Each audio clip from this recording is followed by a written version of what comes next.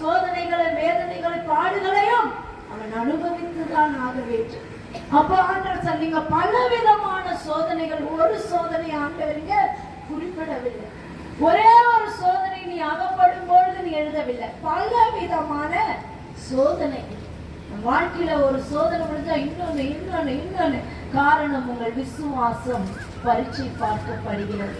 உங்க இருதயம் எதை நினைக்கிறது? இந்த சோதனையை அனுப்பும் பொழுது நீங்கள் எப்படி நிற்கிறீர்கள் விசுவாசத்தின் படகுல? அதனால்தான் சீஷர்கள் கடல் கொந்தளிக்கும் பொழுது பயந்தார்கள். நாமே உன் படகில் நான் இருக்கும் பொழுது நீ ஏன் பயப்படுகிறாய்? உங்க வாழ்க்கையில பிரச்சனை வரும்போது கர்த்தர் உங்க கூட இருக்கிறார்.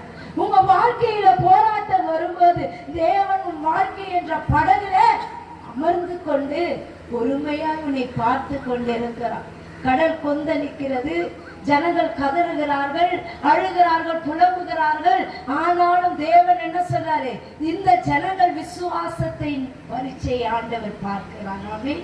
இந்த படகுல, உன் வாழ்க்கை என்ற படகுல எத்தனை சோதனைகள், போராட்ட, கஷ்டம் வந்தாலும் நீ கலங்கி நிற்கும் போது உன்னோடு கூட கர்த்தர் இருக்கிறார் என்று நீ நம்ப வேண்டும். அதனாலதான் பலவிதமான சோதனைகளில் நாம் பரீட்சை பார்க்கப்படும் போது ஆண்டவர் சொல்றாரு, உனக்கு மிகுந்த சந்தோஷம் உண்டாக நீ பொறுமையாய் இருக்க வேண்டும். ஆண்டே பூரண குறைவுள்ளவர்களாயிராமல் பூரணராயும் நிறைவுள்ளவர்களாய் இருக்கவும் நம் பொறுமை என்ன பண்ணணும்?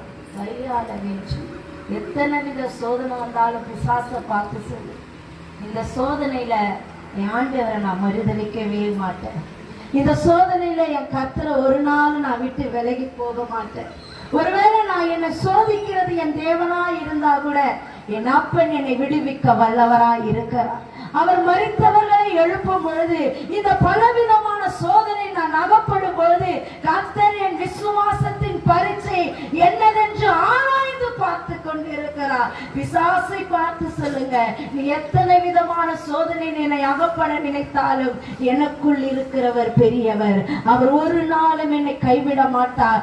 ஒரு நாளும் என் குடும்பத்தை வெட்கப்படுத்தவோ கர்த்தர் விட மாட்டார். நம்ம சோதனையே சகிக்கிற மனுஷன் பாக்கியவான்.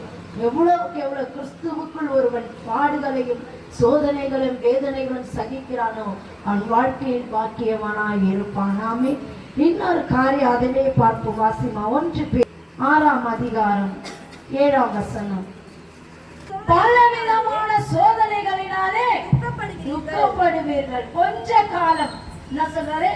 கொஞ்ச காலம் பலவிதமான சோதனைகளை